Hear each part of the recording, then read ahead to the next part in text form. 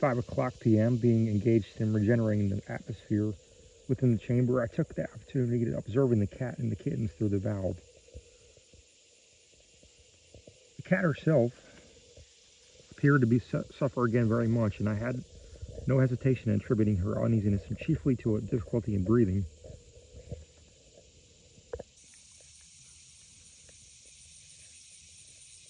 But my experiment with the kittens had resulted very strangely.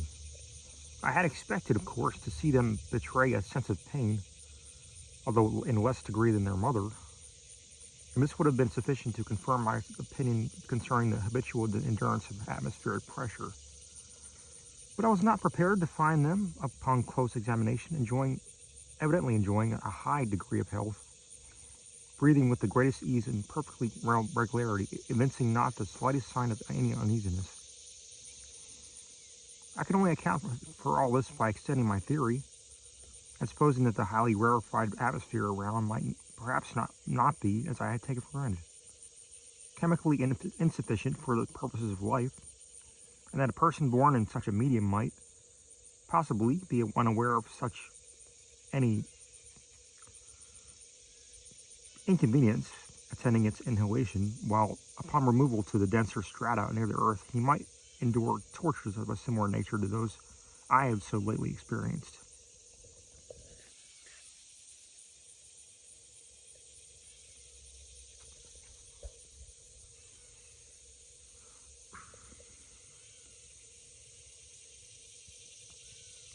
It has since been to me a matter of deep regret, and that an awkward accident at this time occasioned me the loss of my little family of cats, and deprived me of my insight into this matter, which a continued experiment might have afforded. In passing my hand through the valve with a cup of water for the old puss, a sleeve of my shirt became entangled in the loop which sustained the basket, and thus in a moment loosened it from the button. Had the whole actually vanished into air, it could not have shot from my sight in a more abrupt and instantaneous manner.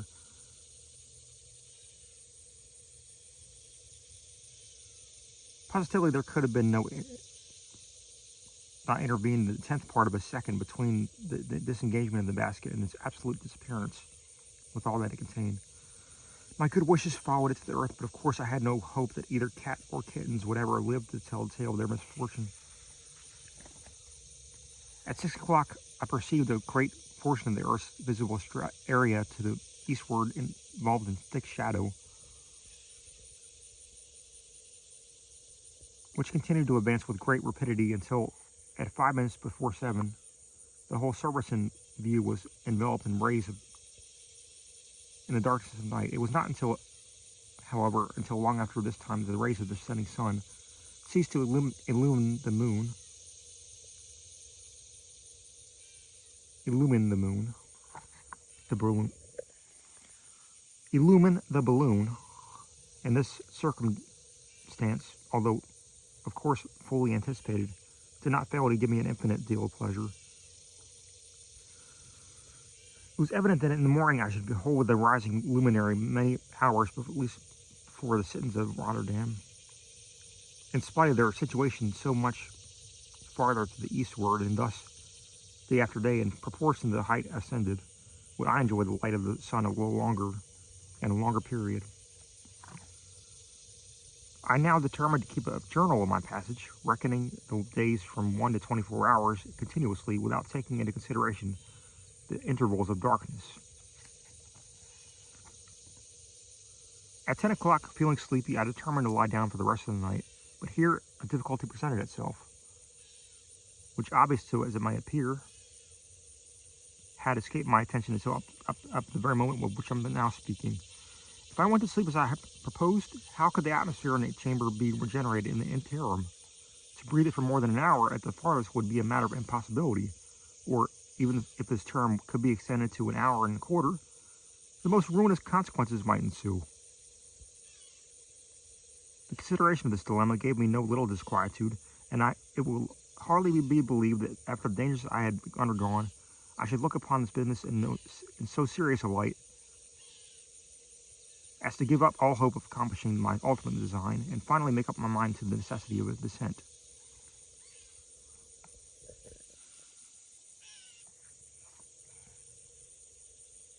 But this hesitation was only momentary. I reflected that man is the veriest slave of custom,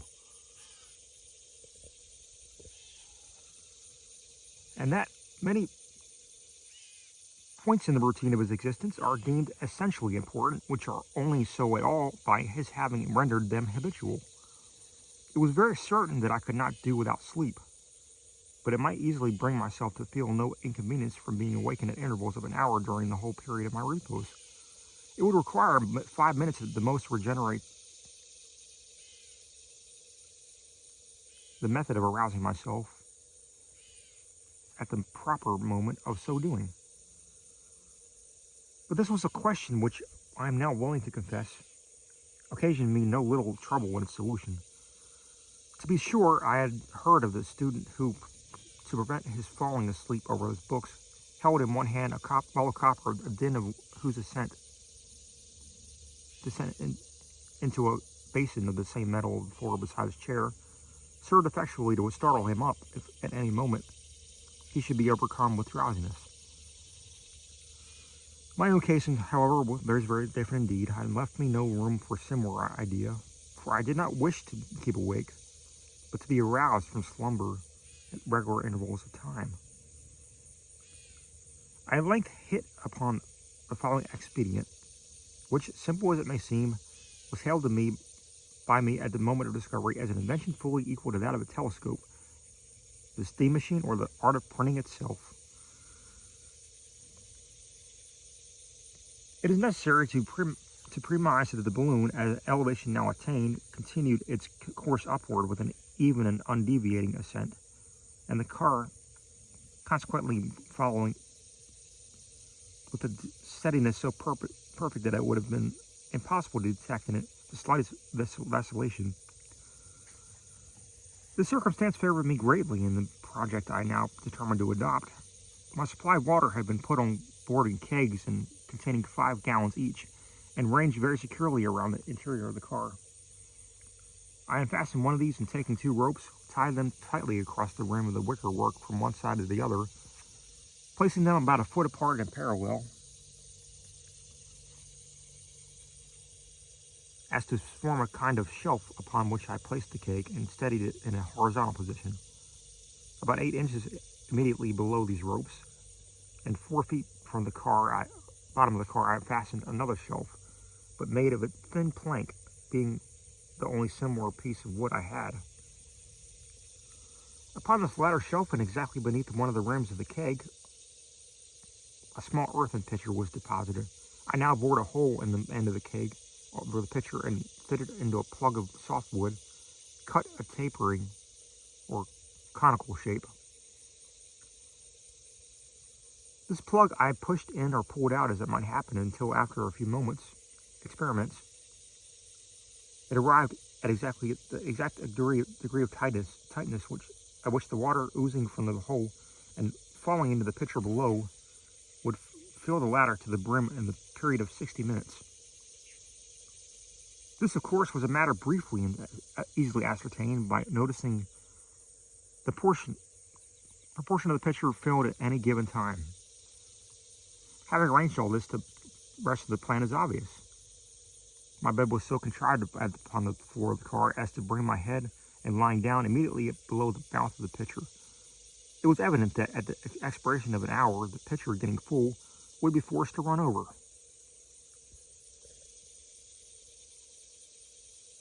And to run over at the mouth was somewhat lower than the rim. It was also evident that the water rising, thus falling from the height of more than 4 feet, could not do otherwise than fall upon my face, and that the sure consequence would be to waken me up instantaneously, even from the soundest slumber in the world. It was fully 11 by the time I completed these arrangements, and I immediately betook myself to bed with full confidence in the efficiency of my invention. Nor in this matter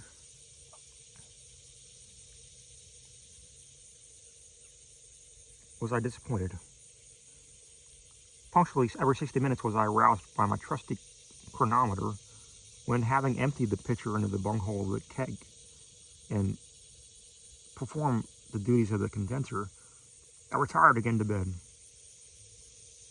These regular interruptions to my slumber caused me even less discomfort than I had anticipated, and when I finally arose for the day, it was 7 o'clock, and the sun had attained many degrees above the line of my horizon. April 3rd. I found the balloon at an immense height indeed, and the Earth's convexity had now become strikingly manifest. Below me in the ocean lay a cluster of black specks, which undoubtedly were islands. Overhead, the sky was of a jetty black.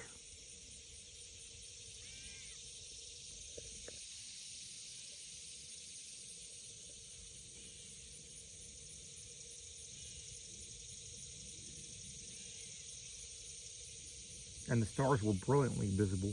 Indeed, they had been so constantly since the first day of the descent, and far away to the northward I perceived a thin, white, and exceedingly brilliant line or streak or edge of the horizon.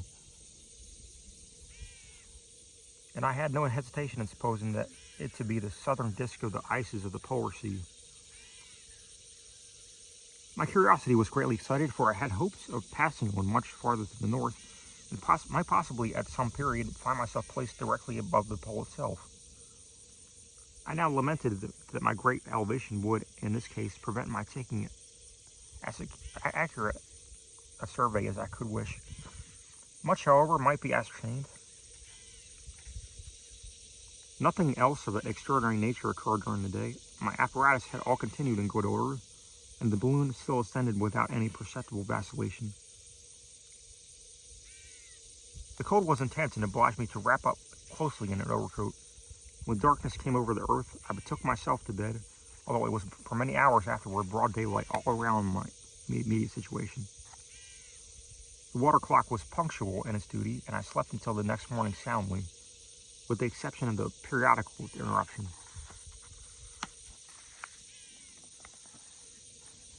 April 4th, I arose in good health and spirits, and was astonished at the singular change which had taken place in the experience of the sea.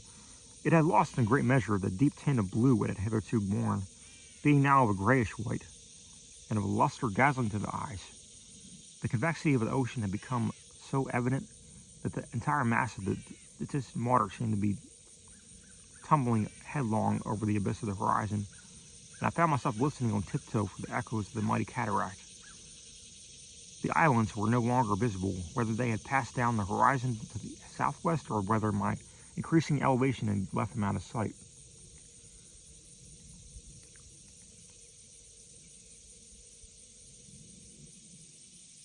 It is impossible to say. I was inclined, however, to the latter opinion. The rim of ice to the northward was growing more and more apparent. Cold by no means so intense. Nothing of importance occurred, and I passed the day in reading, having taken care to supply myself with books.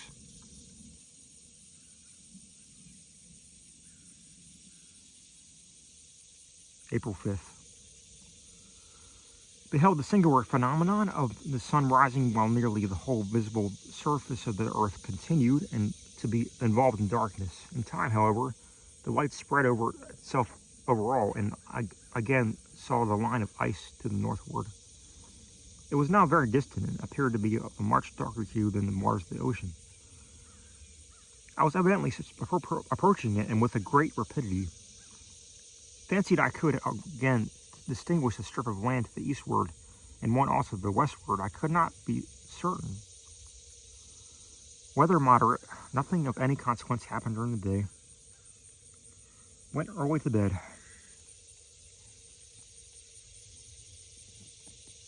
April 6th. Was surprised at finding at the rim of the ice of a very moderate distance an immense field of the same material stretching away off to the horizon in the north. It was evident that if the balloon had held its present course, it would soon arrive at above the frozen ocean. And I had no little doubt of ultimately seeing the pole.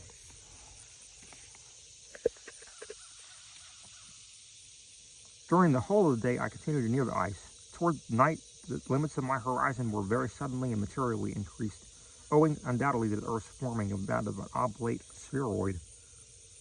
and my arriving above the flattened regions of the vicinity at the Arctic Circle. When darkness at length overtook me, I went to bed in great anxiety, fearing to pass over the object out of so much curiosity when I should have no opportunity of observing it.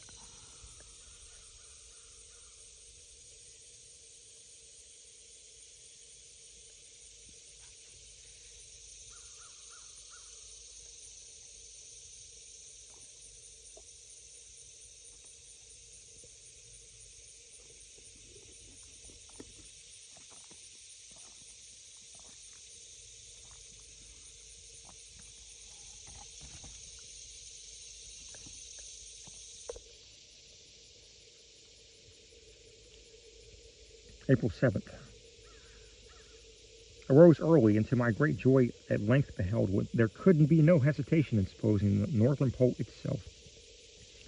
It was there beyond a doubt, and immediately beneath my feet. But alas, I now ascended to so vast a distance that nothing could be with accuracy be discerned.